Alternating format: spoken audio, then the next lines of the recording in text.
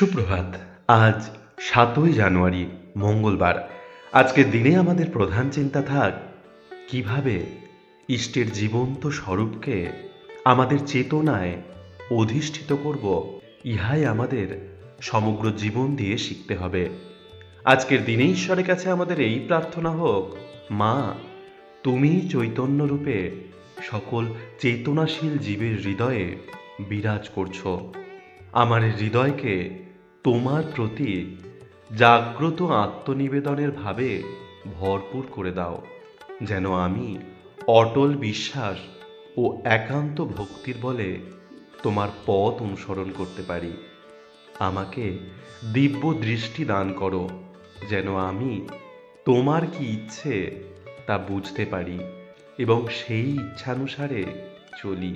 মাগো, তোমার শ্রীচরণে আমাদের ভক্তি বিশ্বাস দাও। তুমি অবগুণ্ঠন তুলে আমাদের কৃপা করো। আজকের দিনটি আপনাদের খুব ভালো কাটুক।